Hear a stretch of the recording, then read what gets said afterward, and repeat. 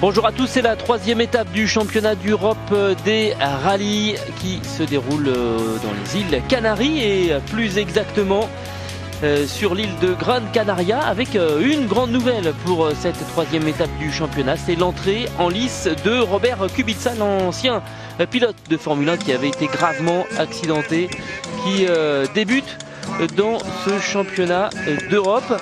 Et après la neige et la glace en Autriche et en Lettonie, le championnat a donc trouvé des airs de vacances, même si ce n'était pas tout à fait le cas lors de la première journée. Cette deuxième étape du rallye a quand même été saluée par une météo nettement plus clémente. Les îles Canaries, pour info, c'est à une centaine de kilomètres à l'ouest des côtes du Maroc, et l'île de Grande Canarie est la troisième plus grande des îles Canaries. Robert Kubica, on le disait, c'est donc l'homme nouveau, la nouvelle tête de ce championnat, et c'est l'homme fort surtout de la première journée qui va remporter toutes les spéciales de la première étape. Il était notamment parti dans la boucle matinale avec des pneus tendres et il va creuser l'écart pour mener au terme de la première journée avec plus d'une minute d'avance sur le double vainqueur de ce rallye en 2011 et en 2012, Jan Kopecky. Le Tchèque ne peut strictement rien faire face au Polonais Robert Kubica. Craig Breen, l'Irlandais, lui avait opté pour un mauvais choix de pneus lors de la première boucle de la première étape, et puis ensuite il a réussi à rectifier un petit peu le tir, mais il se retrouve tout de même à 1 minute 51 de l'homme de tête Jérémy Ancian. Lui ne connaissait pas le maniement de sa 207 sur le mouillé. Et bien il conclut la première journée en 4e position, mais déjà à près de 3 minutes de l'homme de tête. Jérémy Ancian donc 2 minutes 43 devant Luis Monzon, le local de l'étape, qui a été lui retardé par une crevaison. Mais l'écart le plus important, le plus étonnant, c'est donc 1 minute 06 entre Robert Kubica et Jan Kopecky.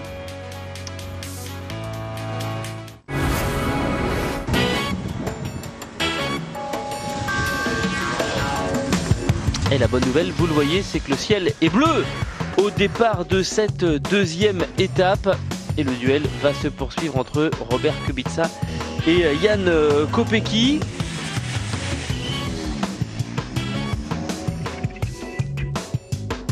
Avec un parcours qui comprend 6 spéciales pour cette deuxième journée. En fait, une boucle de 3 secteurs chronométrés qu'il faudra parcourir à 2 reprises pour un peu plus de 100 km de secteurs chronométrés. On commence avec la spéciale numéro 9 de Maspalomas, 13 km 280 à négocier. Jérémy Ancian qui part comme tous les pilotes avec des pneus durs. Il passe en 7e position dans la route et il va être victime d'une crevaison dès le 6e kilomètre. Craig Breen s'élance 2 minutes après Jérémy Ancian et il va réaliser lui le 3e temps dans cette spéciale. Il reste 3e du classement en général et il est toujours devant Jérémy Ancian qui lui a conservé son 4e rang malgré sa crevaison. Départ de cette spéciale numéro 9 pour Jan Kopecky qui n'a donc remporté aucune spéciale lors de la première étape. Le Tchèque a pour mission de mettre la pression sur Robert Kubica en ce début de deuxième journée pour essayer de pousser le Polonais à la faute. Et la Skoda S2000 qui souffre de la comparaison face à la Skoda, face à la Citroën DS3 de Robert Kubica et son moteur 1,6 litre turbo compressé. Un peu plus d'1 minute d'avance au départ de cette deuxième étape et donc pas de raison de prendre trop de risques pour Robert Kubica. Et d'ailleurs le Polonais ne va concéder que 1 seconde 1 au Tchèque. C'est un bon départ pour le Polonais. Et on enchaîne avec la spéciale numéro 10, un petit peu plus de 21 km à parcourir du côté de San Bartolomé des Tiranaja, avec cette plus longue spéciale du rallye. Et on va cette fois se prêter à un petit exercice supplémentaire, c'est de voir l'évolution des chronos, et notamment au temps intermédiaire avec Luis Monzon, avec Jérémy Ancian, avec Craig Breen, avec Jan Kopecky et Robert Kubica. On commence avec Luis Monzon et Samini.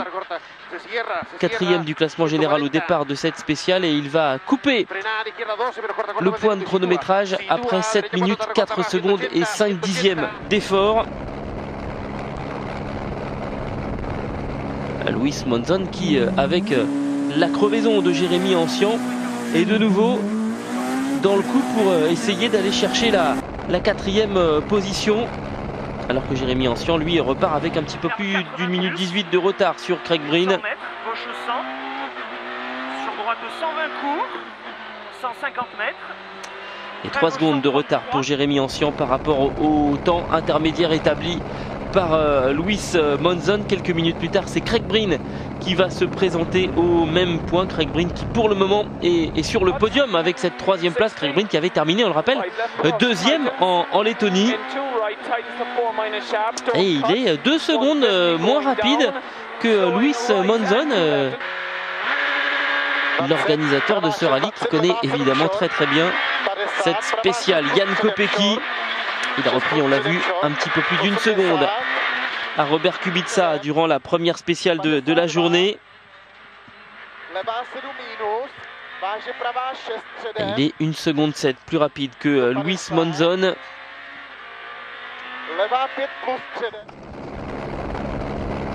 C'est donc au tour de Robert Kubica. Robert Kubica, pour l'instant tout est sous contrôle. On a fait évoluer un petit peu les réglages de la Citroën, et un petit souci quand même pour Robert Kubica qui ne bénéficie pas des temps intermédiaires de ses petits camarades. Donc il ne sait pas à cet instant-là qu'il est 1 seconde 1 plus rapide que Jan Kopecky. En fait, Robert Kubica à cet instant est en train de réaliser la meilleure performance sur ce secteur. 1 seconde 1 de mieux que Jan Kopecky, 2 secondes 8 de mieux que Luis Monzon. Justement, on retrouve Luis Monzon qui va en terminer avec cette spéciale, et on le voit, hein, ça descend, ça monte, beaucoup de dénivelé sur ce rallye des Canaries. Et Luis Monzon qui coupe la ligne après 12 minutes 53 secondes d'effort. Et Jérémy Ancian de nouveau ralenti par une crevaison, et le Français va mettre quelques secondes à voir que derrière lui il y a son coéquipier. Du coup Craig Breen met un petit coup de pare-choc, mais ça n'a rien de méchant, c'est juste pour signaler sa présence. Il a perdu quelques secondes là dans cette affaire, Craig Breen.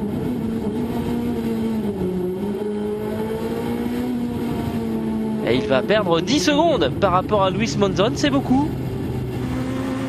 Alors que Jérémy Ancian, lui, va perdre plus de 2 minutes, et puis surtout être obligé d'abandonner après cette 2e crevaison. Là, franchement, mal récompensé le Français. 14 secondes de mieux par rapport à Luis Monzon pour Jan Kopecky, qui clairement met la pression. On retrouve Robert Kubica, il était 1 seconde 1 en avance par rapport à Jan Kopecky, caméra embarquée très impressionnante. 80, lewy 6 media, 120, prawy 5 krótki, ekstra późno, stop, 50, prawy 3 zostań, do lewy 3 slow. Ja pierdolę. Et Robert Kubica qui va taper le rail très fort, hein. On voit que l'impact est très violent, il s'est fait piéger sur cette portion de descente, et le Polonais va être obligé d'abandonner. Suspension cassée sur la Citroën, impossible de repartir. Robert Kubica qui dominait, qui écrasait ce rallye, jette l'éponge. On n'était pas à l'attaque maximale, on roulait même pas très vite, et je crois que j'ai mal jugé une portion en descente. Malheureusement, voilà, bon, c'est pas une excuse, hein. On roulait quand même assez vite, on manquait un petit peu d'adhérence sur le train arrière. C'est souvent le cas quand on est en descente, et j'aurais dû prendre tout cela en compte. Malheureusement, je ne l'ai pas fait, et je me suis manqué, et j'aurais dû freiner un petit peu plus tôt. Et c'est le tournant dans ce rallye. Jan Kopecky se retrouve désormais en tête avec 14 secondes d'avance sur Luis Monzon et Craig Breen, qui a été passé par l'Espagnol et qui reste lui au 3e rang. Alors on va justement revenir avec notre système de simulcam pour voir l'évolution dans ce secteur de Luis Monzon et de Jan Kopecky, et on voit que régulièrement Kopecky gagne quelques mètres par rapport à Luis Monzon qui se défend malgré tout très bien face à un pilote professionnel tel que Jan Kopecky. On poursuit avec la spéciale numéro 11 maintenant et Valle Seco, 16 km à parcourir.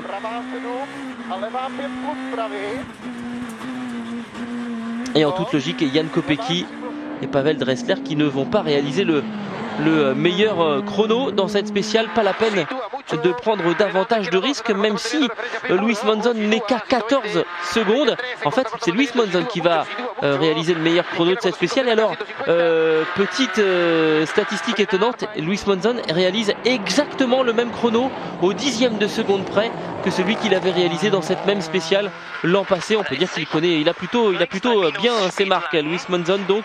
Et ensuite, c'est Andreas Egner qui lui a des problèmes avec ses freins. Et oui, sur les portions en descente, la Subaru qui est plus lourde que les S2000 eh bien, est en difficulté. Il occupe la 4e position du classement général et mène surtout la catégorie des voitures de production. Et le voici donc ce nouveau classement, Jan Kopecky en tête devant Craig Breen, passé devant Luis Monzon et ensuite Andreas Egner et Germain Bonnefils qui complètent le top 5. Ensuite on a Leandri Ancsustegui, Consani, Pushkadi et Bessigné qui eux complètent les 10 premières positions. Après ces 3 premières spéciales, eh bien on est de retour à Las Palmas pour une assistance de 30 minutes. Vous le voyez, toujours sous le soleil.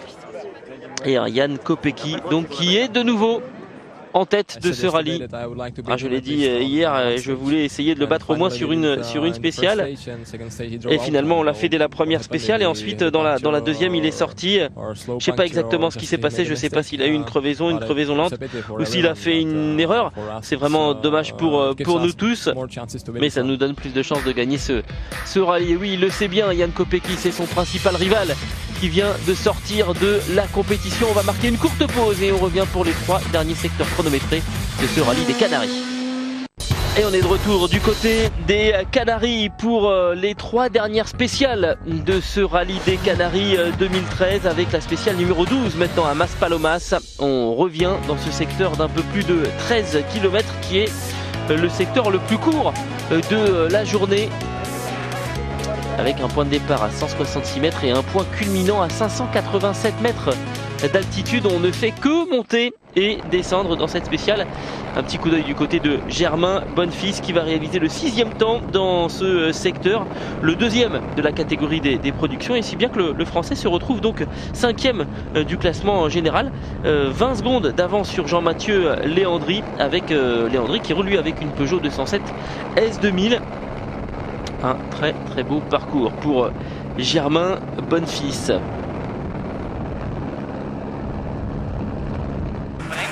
Mais l'homme le plus rapide dans la catégorie des productions, c'est Andreas Egner avec sa Subaru Impreza. L'Autrichien signe le 4e temps.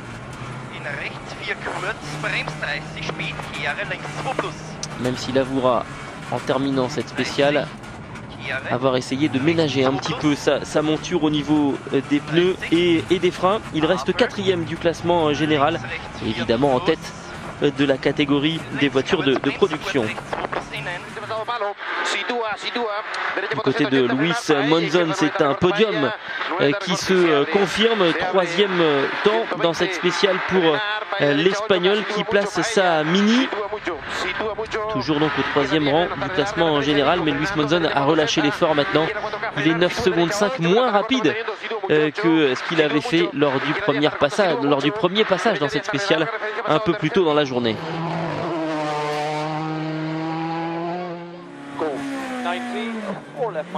Craig Breen va réaliser le 2e temps dans ce secteur et lui aussi a quelque peu levé le pied, 7 secondes moins vite par rapport au meilleur chrono.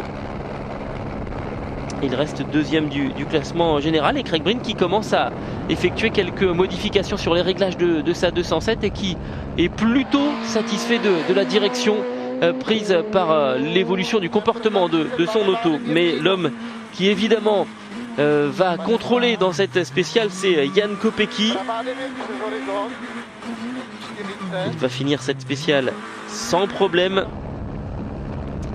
et il n'est donc plus qu'à 2 secteurs chronométrés d'un 3e succès de rang sur les îles Canaries. Évidemment, aucune raison de prendre le moindre risque pour le pilote tchèque. Il l'a joué au métier face à Robert Kubica. On enchaîne avec la spéciale numéro 13 avec toujours un petit peu plus de 21 km à parcourir. On va retrouver János Puskadi, le Hongrois, avec lui aussi une Skoda Fabia S2000. Il réalise le 4e temps. Et alors là, pour le coup, le Hongrois, lui, il est à l'attaque puisqu'il va être 11 secondes plus rapide que sa propre performance lors du premier passage. Il est donc 8e du classement général avec une belle bagarre face à Robert Consani. Les deux hommes ne sont séparés que d'un 10e de seconde après donc 13 spéciales disputées. Pas de souci du côté de Luis Monzon qui continue d'enchaîner les bons chronos. 3e temps pour la Mini. Et donc 3e du classement général avec 1 minute 34 de retard par rapport à Craig Breen. Plus de 3 minutes d'avance sur Andreas Egner. Il n'y a strictement plus aucune raison de prendre le moindre risque pour Luis Monzon qui va monter de nouveau sur le podium de l'épreuve qu'il organise lui-même.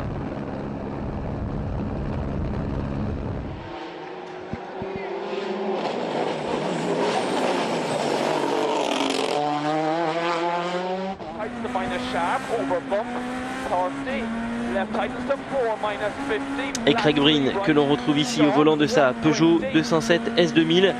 L'Irlandais va hériter du 2e temps dans cette spéciale. Et surtout après son podium lors de la 2e épreuve de la saison, et bien Craig Breen est de nouveau dans le top 3, des points importants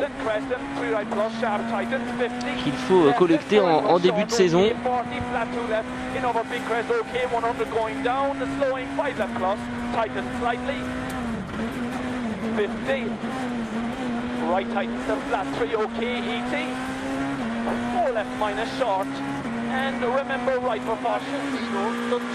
Et on retrouve Jan Kopecky qui va remettre un petit coup de collier histoire de bien rester concentré, éviter de commettre la même erreur que Robert Kubica. C'est toujours très compliqué, très piégeur de lâcher un petit peu de temps. On se déconcentre et on se fait parfois piéger, comme ça a été le cas pour le pilote polonais. Du coup, Jan Kopecky, pour éviter cela, attaque dans cette spéciale. Il est près de 12 secondes plus rapide que Craig Breen et se retrouve avec une avance qui va bondir à 1 minute 41 par rapport à l'Irlandais. Cette fois, c'est clair, personne ne reviendra à la régulière sur le pilote officiel Skoda.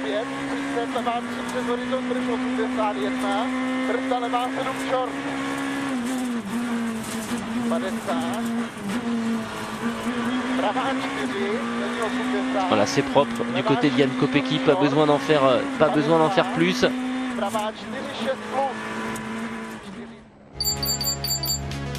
Une minute 41 d'avance par rapport à Craig Breen, 3 minutes 15 par rapport à Luis Monzon. Andreas Egner, le premier de la catégorie production, au 4e rang. Et donc 1 10e d'écart entre Robert Consani et János Puskadi. Bagarre pour la 7e position qui va se jouer dans la toute dernière spéciale. Eh bien, on va marquer une courte pause et on revient pour la 14e et dernière spéciale de ce rallye des Canaries 2013. A tout de suite.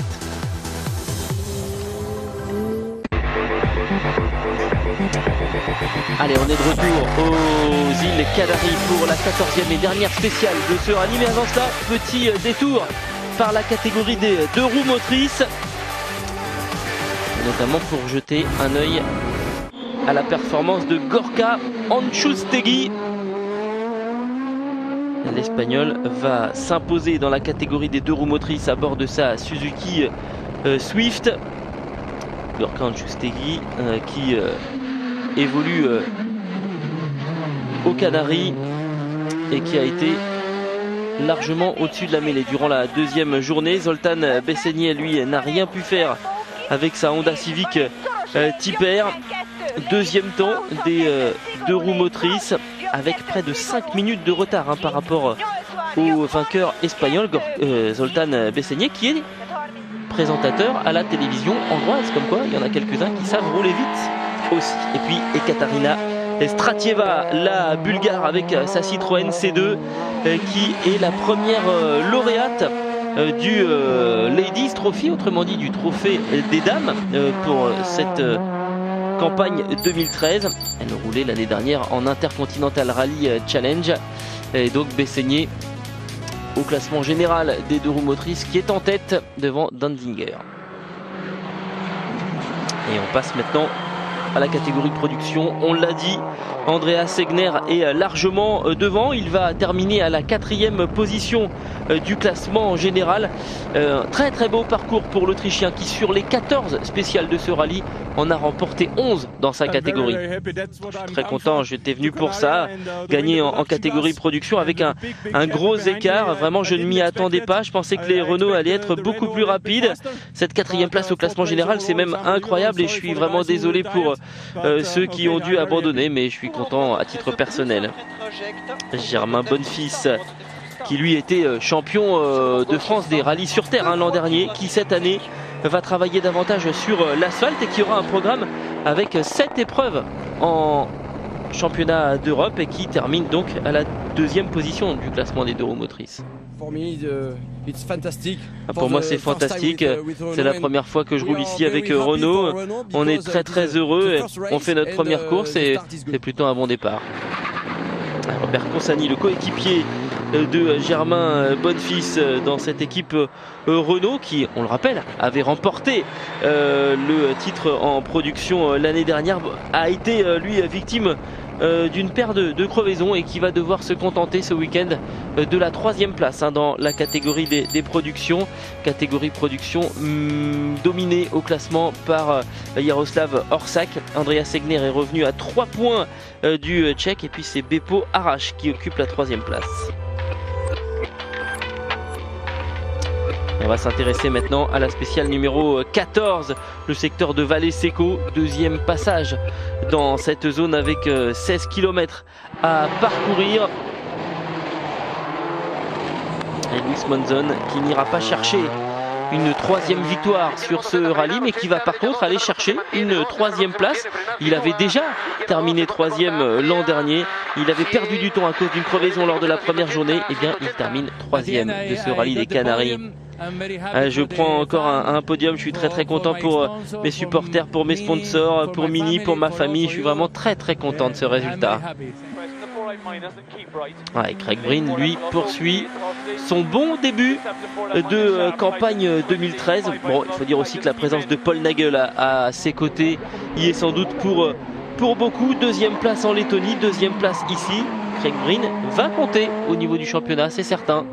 Tout le monde est très très motivé pour faire fonctionner ce programme. On a travaillé très très dur ces derniers jours pour trouver les bons réglages, arriver à la fin de ce rallye avec une voiture qui fonctionne parfaitement. C'était pas notre but, mais au moins voilà, on a compris exactement comment il fallait travailler. J'espère que je ferai encore plus rapide la prochaine fois. Et Jan Kopecky, donc lui, va aller chercher une 3e victoire consécutive sur les îles Canariennes. Et puis c'est surtout sa 2e victoire cette saison après le Janner Rally au mois de janvier. Et pourtant il y a encore des doutes sur la suite du programme du Tchèque. J'espère que je pourrai faire d'autres rallyes et comme je l'ai dit, ça ne dépend pas de moi mais de l'équipe. Et là ça serait quand même extraordinaire que Skoda ne puisse pas permettre à Jan Kopecky de poursuivre. Jan Kopecky qui termine avec près de 2 minutes d'avance sur Craig Breen. Luis Monzon 3e, Andreas Segner, Bonnefils, Anchustegui et finalement c'est Janos Puskadi qui va prendre la 7e place devant Leandri et finalement Robert Consani a perdu 2 places pour terminer à la 9e position. C'est cruel parfois le rallye et un homme lui a le sourire, c'est Jan Kopecky, 3e victoire donc dans les îles Canaries, sa 2e victoire cette saison et un succès qui va lui permettre de s'installer en tête du championnat.